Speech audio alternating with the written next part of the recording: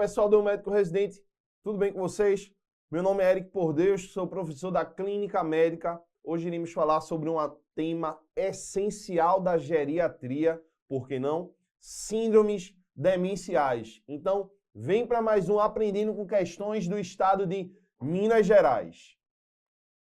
Síndromes demenciais. Então, por que não chamá-la de transtorno neurocognitivo maior, como seria o nome presente no CID-11? Por quê? Porque ficou um termo consagrado, síndrome demencial, demência, tá bom? Mas o termo específico seria transtorno neurocognitivo maior. Por quê? Porque existe um transtorno neurocognitivo menor. O transtorno neurocognitivo menor não cursa com prejuízo da funcionalidade. Porém, o transtorno neurocognitivo maior ou comprometimento cognitivo maior cursa sim com perda de funcionalidade. E quando a gente fala de cognição, a gente está se referindo a funções cerebrais superiores. E por isso dividimos em alguns domínios. Que domínios são esses? Atenção, memória, que normalmente é o mais classicamente lembrado, inclusive pelo público leigo. Quando a gente fala de demência, você pensa numa pessoa que está perdendo a memória, com comprometimento da orientação, seja temporal ou visoespacial, e outras habilidades visoespaciais, além de um comprometimento da linguagem e do processamento executivo, das ações executadas pelo paciente.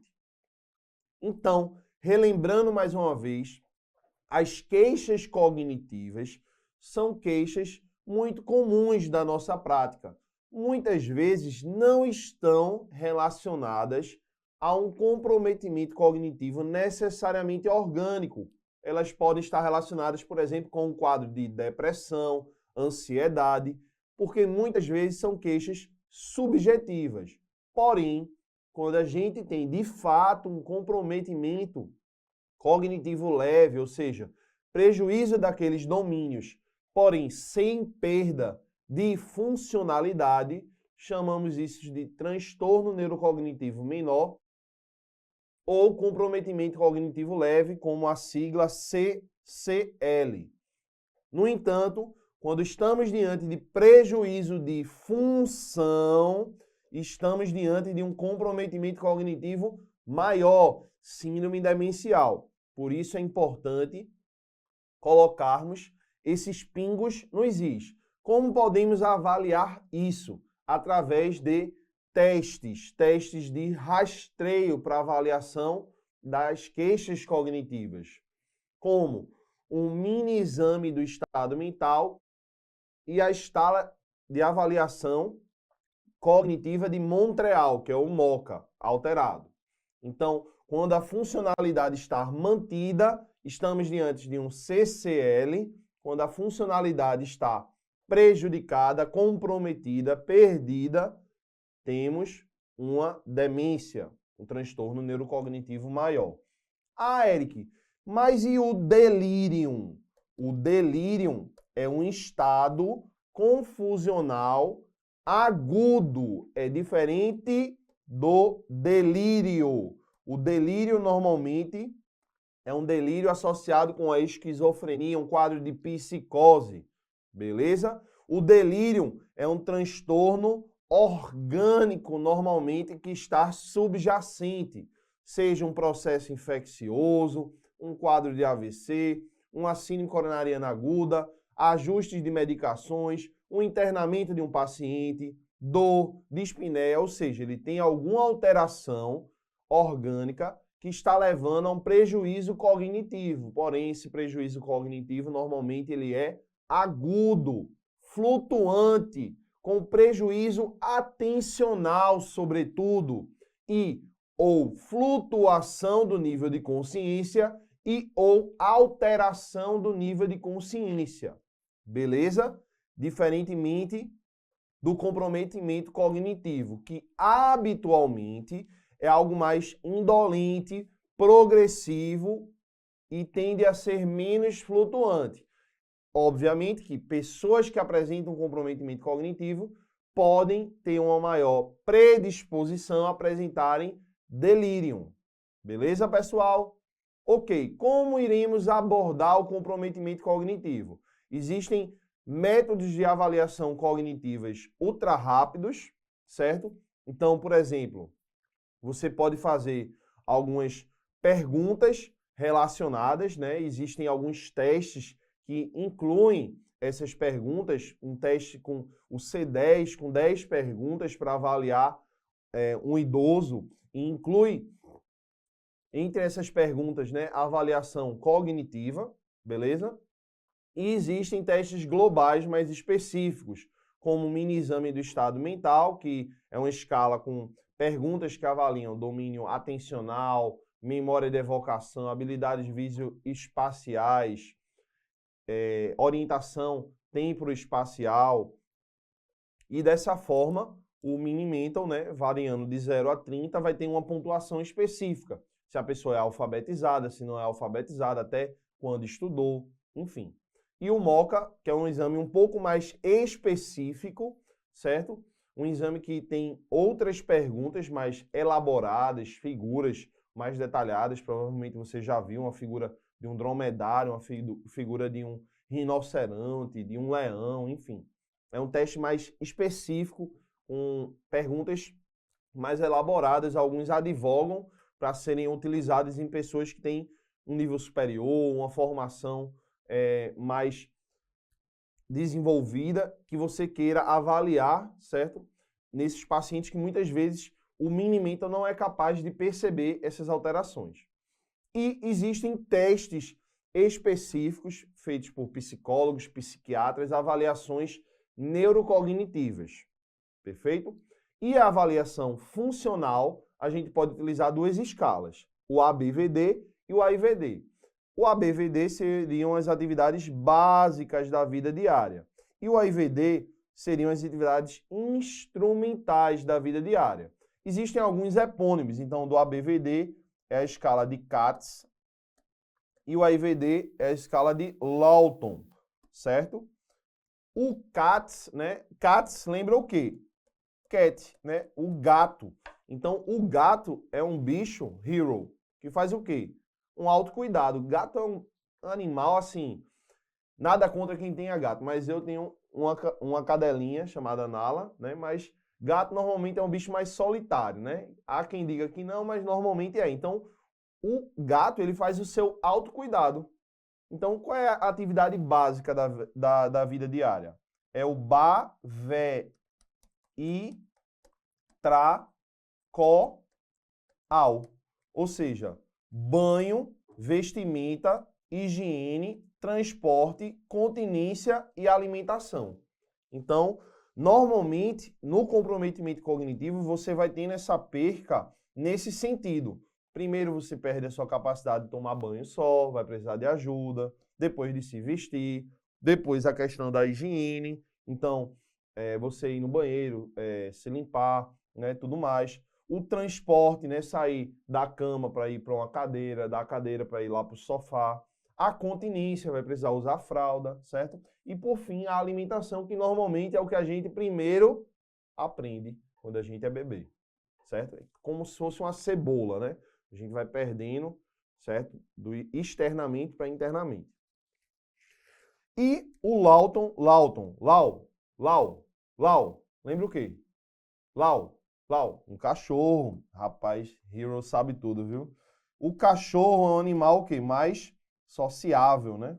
Então, a gente pensa aqui nas atividades instrumentais. Então, você pagar uma conta, você ir ao supermercado, pegar um transporte, certo? Um carro, um transporte público, fazer uma chamada no celular, certo? Então, são atividades instrumentais que exigem interação, ok? Essa é a escala de Lawton, que lembra um cachorro, né? Então, lembra aí essa forma de associação.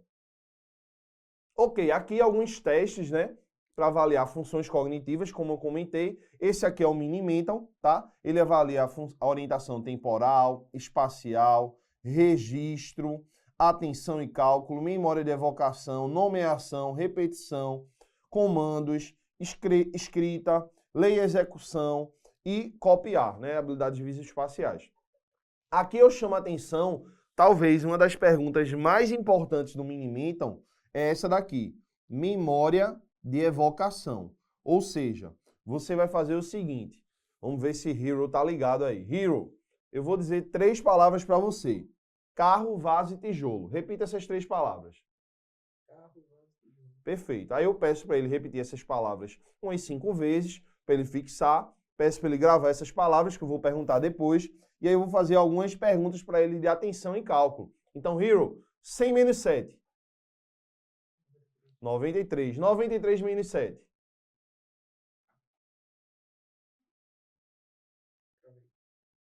86. 86 menos 7. 79. 79 menos 7. 72. 72 menos 7.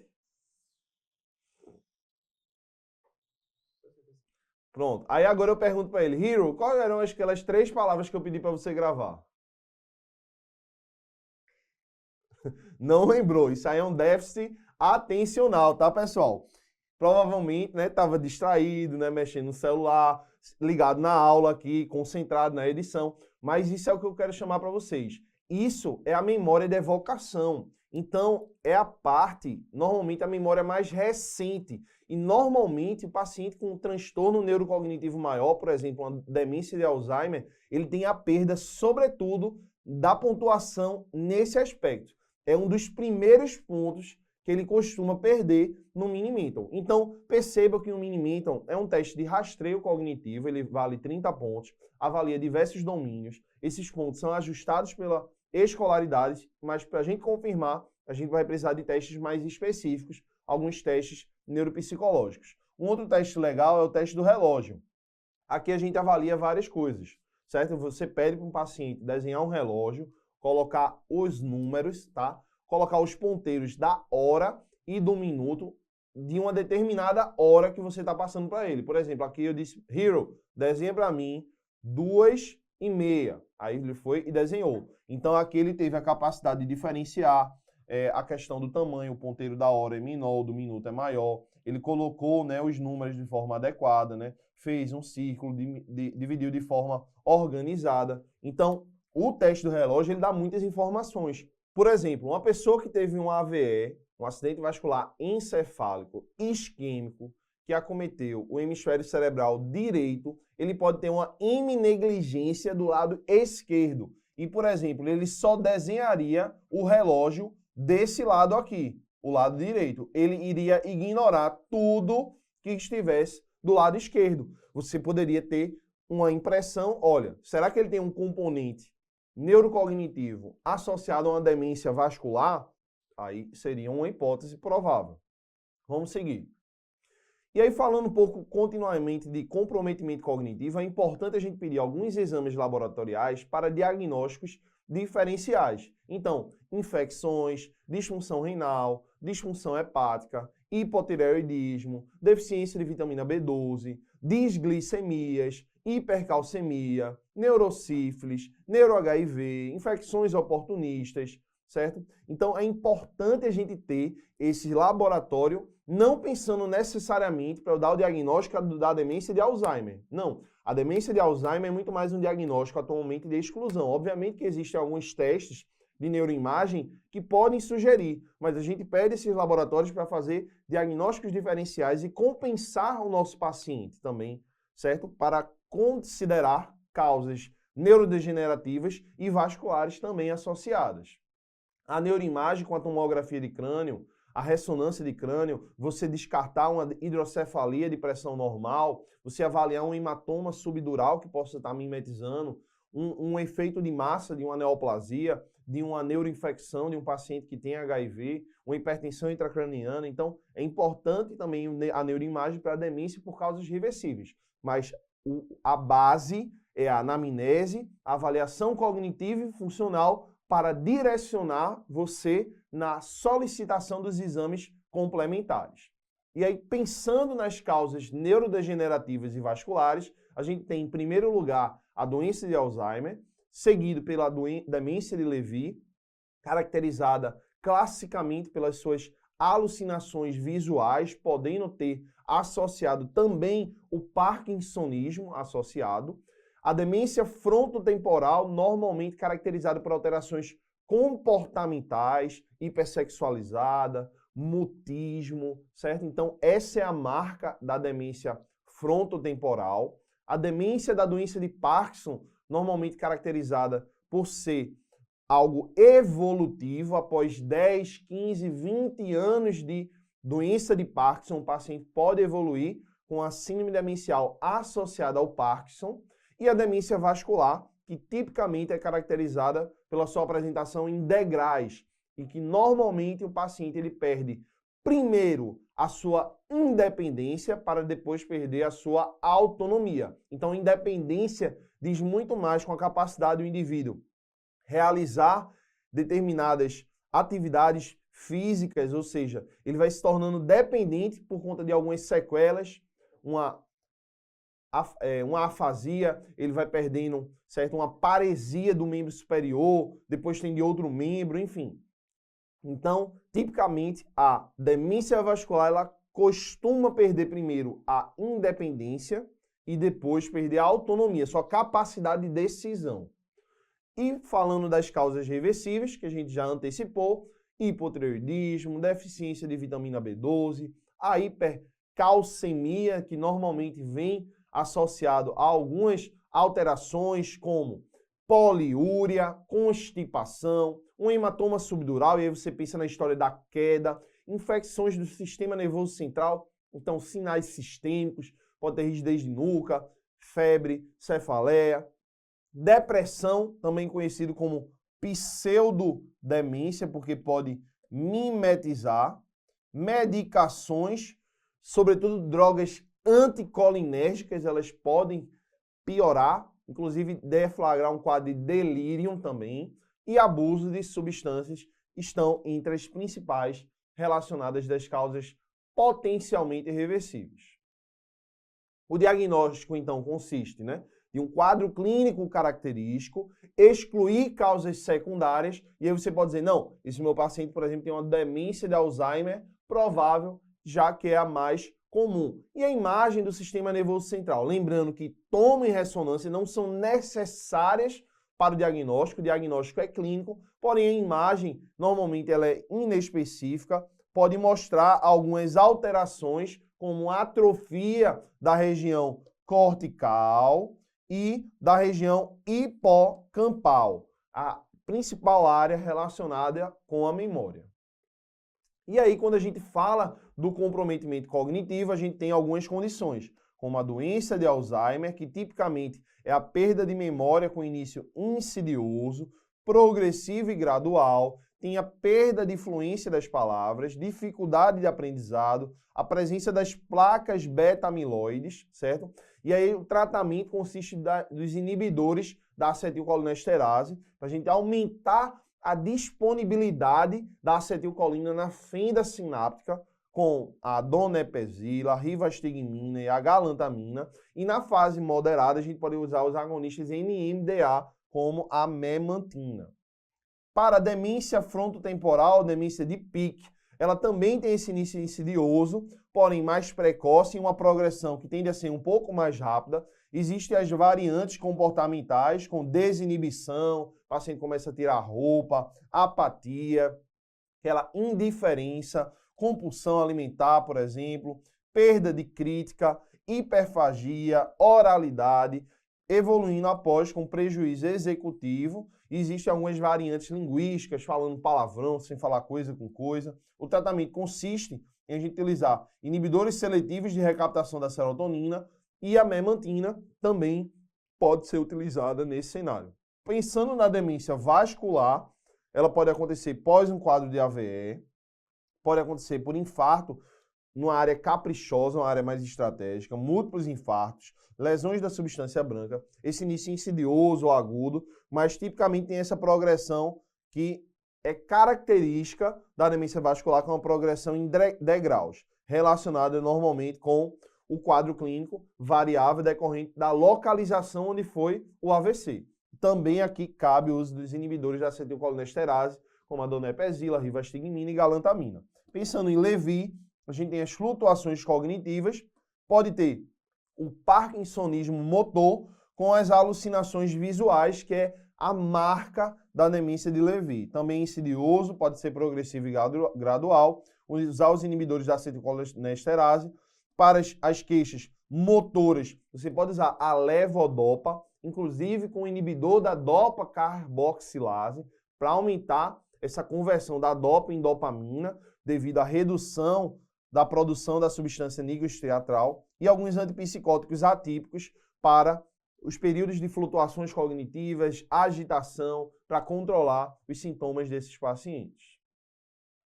Pensando no padrão neurocognitivo, Alzheimer se caracteriza, sobretudo, pelo prejuízo da memória, a demência de Levy com as alterações visoespaciais, sobretudo as alucinações visuais, e a demência frontotemporal, podendo cursar com afasia, processamento executivo, e menos com a questão de memória e habilidades visoespaciais. Beleza, pessoal? Agora vamos para algumas questões. Dá uma pausa aí e tenta responder. PS1 Minas Gerais 2021.2, acesso direto. Mulher de 72 anos é levada à consulta pelo marido devido a esquecimento frequente. O quadro se iniciou há 1 ano e vem evoluindo de forma progressiva com esquecimento de eventos recentes e cotidianos. Isso é algo que chama a atenção para a gente pensar na possibilidade de uma síndrome demencial. Tais como quais foram as refeições feitas no dia. A memória está preservada para fatos de sua juventude. Neste período, tem ficado mais restrita em casa, saindo menos e apresentou um episódio de queda da própria altura. Está parcialmente dependente para atividades instrumentais e está independente para atividades básicas, ou seja, tem prejuízo na escala de Lawton, das AIVDs, porém, no CATS, nas atividades básicas da vida diária, está preservada. Sem alterações de humor, sem dados patológicos pregressos relevantes, exame físico sem alterações, Mini-Mental de 17 pontos, em um total de 30 pontos avaliado. Ou seja, ela tem um prejuízo cognitivo com perda funcional.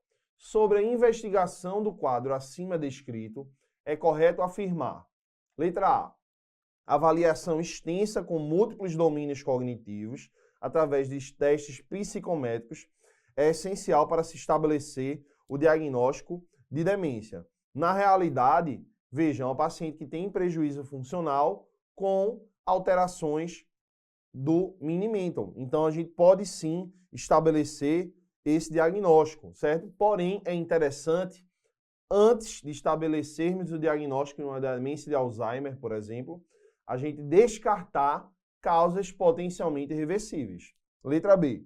Realização de exame de imagem do sistema nervoso central está contraindicado devido à ausência? Não necessariamente. Veja, pelo contrário, ela teve uma queda da própria altura. E se ela bateu com a cabeça? E se ela fez um hematoma subdural, que é um processo de crescimento e expansão mais indolente, não necessariamente iria cursar com déficits focais no exame físico. E se ela tem uma hidrocefalia de pressão normal? Então, é preciso fazer, sim, também o exame de imagem. Não está contraindicado. Realização rotineira de punção lombar é relevante para excluir causas frequentes de declínio? Não é uma realização rotineira. Você vai fazer naqueles casos em que você estiver considerando uma condição potencialmente reversível. Então, por exemplo, o paciente tem uma doença infecciosa, uma neurosífilis, que é interessante se fazer uma investigação. O paciente tem uma encefalite autoimune, uma encefalite paraneoplásica. Aí você vai, nesse caso, pedir, até mesmo antes de fazer a punção lombar, em algumas condições, é interessante, como ela que teve uma queda, você antes fazer uma neuroimagem para descartar algum efeito de massa, algum sangramento intracraniano, alguma hipertensão intracraniana que possa você acabar fazendo uma herniação quando fizer a punção lombar. E a letra D, rotina laboratorial básica com hemograma, função tireoidiana, dosagem de vitamina B12, pode indicar uma causa potencialmente reversível do declínio cognitivo. Perfeito. Questão autoexplicativa, letra D de dado, certo? Poderia, inclusive, colocar outros exames aí. Botar função renal, botar função hepática, não está errado, tá? Porém, esses exames podem sim indicar. Então, a letra D está correta, é o nosso gabarito da questão. Santa Casa de Misericórdia, BH, 2016, R3 de Clínica Médica.